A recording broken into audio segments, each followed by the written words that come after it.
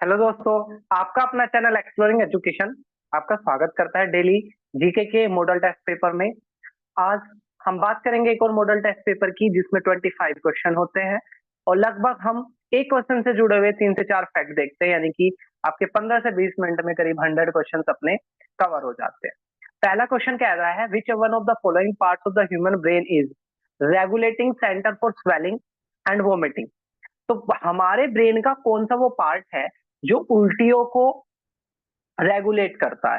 ठीक है, तो बेसिकली अगर हम यहाँ पर हम पार्ट की बात करें तो जो ए ऑप्शन कह रहा है सेरिबेलम। सेरिबेलम शरीर के बैलेंस को, जैसे हमने साइकिलिंग सीखी या कुछ इस तरह की चीजें सीखी, वहां पर सेरिबेलम यूज होता है।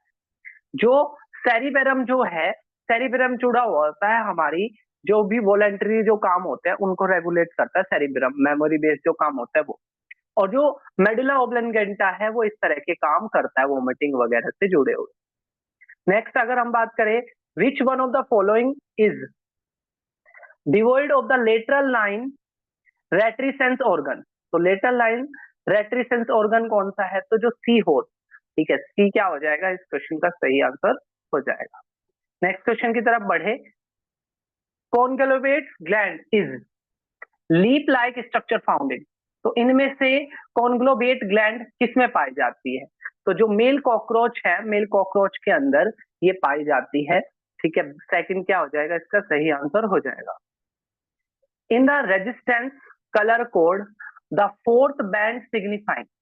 तो जो रेजिस्टेंस कलर कोड होता है उसमें जो चौथा जो बैंड है वो क्या दिखाता है? तो टॉलरेंस लेवल को दिखाता है। ठीक है, वो दिखाता है किसको? टॉलरेंस लेवल को। ए क्या हो जाएगा? सही आंसर हो जाएगा। In astrophysics what name is given to a hypothetical hole in outer space. तो आउटर स्पेस में एक होल है जिस उसके लिए जिससे ना क्या होती है, एनर्जी एमर्ज होती है, उसे क्या कहते हैं?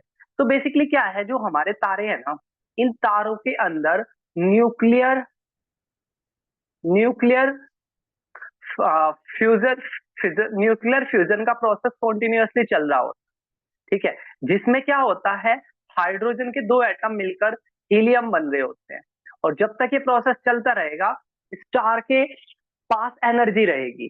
फिर एक टाइम ऐसा आ जाएगा कि स्टार के पास ये एनर्जी खत्म हो जाएगी, न्यूक्लियर फ्यूजन का ये प्रोसेस रुक जाएगा, और उस कंडीशन में या तो ब्लैक होल बन सकता है या व्हाइट होल बन सकता है। तो ब्लैक होल एक ऐसा सब्सटेंस होता है जिसके अंदर से लाइट बिल्कुल भी पास नहीं होती है। लाइट की रेज को भी जो अपने अंदर से पास ना होने दे वो कहलाता है आपका ब्लैक होल, और इसका उल्टा जिससे बहुत ज्यादा एनर्जी रिलीज होती है उसे बोलते हैं व्हाइट होल। नेक्स्ट क्वेश्चन की तरफ बढ़े, the neutrons are swell down in a nucleus reactor by. तो जो न्यूट्रॉन्स है वो न्यूक्लियर रिएक्टर में किसके द्वारा स्लो डाउन होते हैं?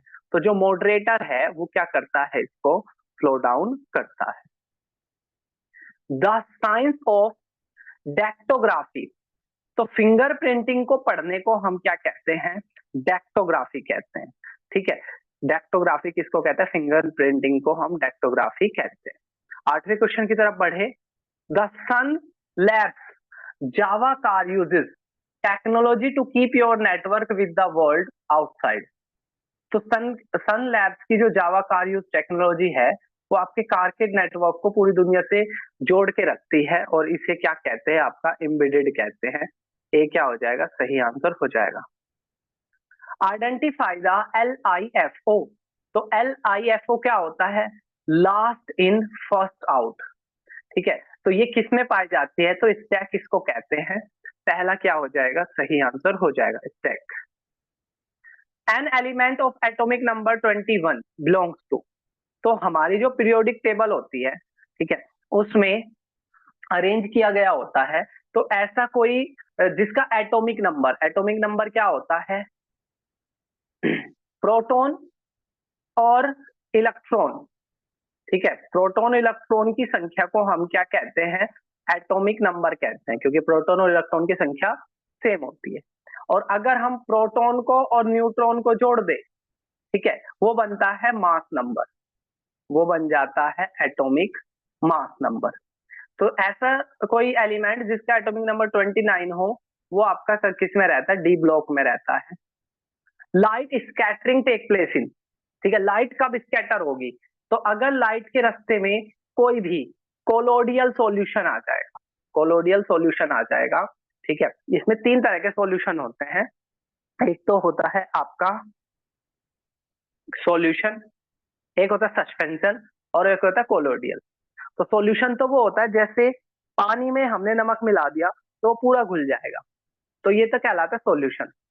अब हमने पानी में कंकड़ पत्थर डाल दिए तो वो उन पे कुछ असर नहीं होगा, वो ऐसे के ऐसे रहेंगे, इसे बोलते हैं हम आपका सस्पेंशन। लेकिन अगर पानी में कुछ मोटी मोटी इंप्योरिटीज है, उसे कहते हैं हम कोलोडियल solution.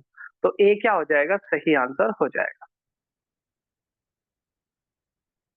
Which among the following is used as a catalyst in production of high octane fuel?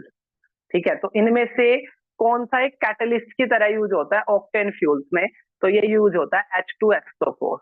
H2SO4 सी क्या हो जाएगा, सही आंसर हो जाएगा। द क्यूरिमिन इज आइसोलेटेड फ्रॉम, क्यूरिमिन को अलग करना पड़ता है किससे, तो टर्मरिक से इसको अलग करना पड़ता है, ठीक है, बी क्या हो जाएगा, सही आंसर हो जाएगा। The increase incidence of flood in recent time in north India, उत्तर भारत में क्या हो रहा है, फ्लड बहुत ज्यादा आ रहे हैं, इसका कारण क्या है, क्या ज्यादा बारिश आ रही है इसकी वजह से, या डैम जो बनाए हमने, बांध बनाए उनकी सिल्टिंग हो रही है उसकी वजह से, या ज्यादा हम डिफोरेस्टेशन कर रहे हैं, इंक्रीज डिफोरेस्टेशन इन कैचमेंट एरिया। तो जो पेड़ क्या करते हैं, बहुत सारे पानी को होल्ड करके रखते हैं, मिट्टी को भी बचा के रखते हैं, उसका ना एक जगह से दूसरी जगह फ्लो नहीं होने देते। लेकिन अगर ऐसा नहीं होता, मिट्टी लूज हो जाती है, तो एक जगह से दूसरी जगह आराम से चला जाते हैं वो, और इसी वजह से क्या होता है कि फ्लडिंग आ जाती है। तो सी क्या हो जाएगा, सही आंसर हो जाएगा। आपको कमेंट बॉक्स में बताना है बिहार का शोक और बंगाल का शोक कौन कौन सी नदी को कहा जाता है। अगला कह रहा है the term refer to the waste water treatment, waste water treatment को हम क्या कहते हैं, तो इसको हम एरेशन टैंक भी कहते हैं, ठीक है। क्लैरिफायर में मोटी मोटी गंदगी अलग होती है। नेक्स्ट बात करें क्वेश्चन नंबर 16 की, the effect or response produced by two or more chemical let the sum of effect to response that the chemical would produce individuality is known as. यहाँ एक टर्म पूछ रहा है, जब दो और दो से ज्यादा केमिकल एक दूसरे से जॉइंट हो जाते हैं तो उनमें एक रेस्पॉन्स प्रोड्यूस होता है, उसे क्या कहते हैं, दैट इज कॉल्ड एंटागोनिज्म, ठीक है, that is called antagonism. Next question की बात करें, there should limited value of copper in the atmosphere is, तो वो कह रहा है कि भाई हमारा जो एटमॉस्फेयर है इसमें कॉपर की वैल्यू कितनी होनी चाहिए, तो जो कॉपर की जो वैल्यू है वो आपकी 1.1, ठीक है, मिलीग्राम पर मीटर क्यूब, तो 1 होनी चाहिए। नेक्स्ट है question number 18, who was the first Indian won and winner of miss universe award, miss universe award जीतने वाली सबसे पहली महिला कौन थी, तो सुष्मिता सेन, ठीक है, सुष्मिता सेन मिस यूनिवर्स जीतने वाली क्या है, थी भारत की पहली महिला थी। और जो यहाँ पे ये जो नाम लिखे हुए हैं, ठीक है, इन सब ने भी अवार्ड जीत रखा है। आपको ना इनके ना लारा दत्ता ने नहीं जीता, बाकी ऐश्वर्या राय, रीता फारिया इन्होंने जीत रखा है। आपको ना इनके ना ईयर बताने हैं किस किस साल। Who was the first recipient of the Jnanpith award, तो साहित्य के अंदर भारत का जो सबसे बड़ा अवार्ड मिलता है उसे हम ज्ञानपीठ अवार्ड कहते हैं। और शंकरा कुरूप, शंकर कुरूप पहले व्यक्ति थे जिनको ज्ञानपीठ अवार्ड मिला था। 20 की बात करें, who among the following work of Salman Rushdie which one was the first creation, तो सलमान रुश्दी की सबसे पहली बुक कौन सी है, तो मिडनाइट चिल्ड्रन, मिडनाइट चिल्ड्रन, ठीक है, क्या है, सलमान रुश्दी की सबसे इंपॉर्टेंट बुक है, सबसे पहली बुक है। Which is only country whose postage stamp don't bear its name, ऐसा कौन सा कंट्री है जिसके पोस्टल में, ठीक है, उसका स्टैंप नहीं लगा होता। वैसे तो क्या होता है, कोई भी आप पोस्टल कोई भी चीज होती है उसमें उस देश का स्टैंप लगा होता है, लेकिन यूके में नहीं लगा होता। यूएसए 50 स्टेट है, यहाँ के राष्ट्रपति 4 साल के लिए है। अभी 47वें राष्ट्रपति के रूप में डोनाल्ड ट्रम्प है और यहाँ का राष्ट्रपति 2 साल ही बन सकता है। जापान राजधानी टोक्यो है और दुनिया के दुनिया के अंदर, ठीक है, कर्मशीलता के मामले में सबसे टॉप पे जापान के लोग ही रहते हैं। ठीक है, पाकिस्तान, आपको कमेंट बॉक्स में बताना है कि पाकिस्तान की पहली राजधानी कौन सी थी। अभी जो वहां की जो राजधानी है इस्लामाबाद, ठीक है, इसको बाद में बनाया गया, आपको कमेंट बॉक्स में बताना है कि इसकी पहली राजधानी क्या थी। Which one of the following organizations is not having its headquarter in Geneva? इनमें से कौन सी ऐसी ऑर्गेनाइजेशन है जिसका हेडक्वार्टर जेनेवा में नहीं है? तो ऐसे क्वेश्चन बहुत अच्छे होते हैं क्योंकि एक चीज से हमें 4 चीज पता चल जाती है। वर्ल्ड ट्रेड ऑर्गेनाइजेशन, WTO, इससे पहले जो ये संस्था हुआ करती थी वो गेट हुआ करती थी, general agreement on trade and tariff, और 1995 में हमने क्या किया, गेट को रिप्लेस करके WTO बनाया। वर्ल्ड हेल्थ ऑर्गेनाइजेशन, विश्व स्वास्थ्य संगठन, इसका भी हेडक्वार्टर जेनेवा में है, ये स्वास्थ्य संबंधी काम देखती है। International Labour Union, International Labour Organization, जो मजदूर संबंधी अधिकार को देखती है, ये 1919 में संस्था बनी थी। और जो वर्ल्ड ट्रेड ऑर्गेनाइजेशन है वो 1995 में बना था।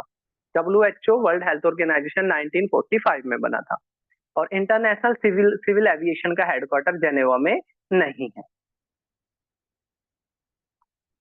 नेक्स्ट बात करें 23rd की, who is the chairperson of the national commission for protection of child rights? तो कौन चेयरपर्सन है national commission for the protection of child rights? तो ये है आपके सनातन सिन्हा, सनातन सिन्हा। ठीक है, सेकंड क्या हो जाएगा, इसका सही आंसर हो जाएगा। नेक्स्ट बात करें question number 24, in which calendar month of every year each one of the first 4 dates is the world international day for specific purpose? तो कौन से महीने की शुरुआत की जो 4 डेट है वो इंटरनेशनली कोई ना कोई डे उसमें मनाया जाता है? तो ऐसा है अक्टूबर।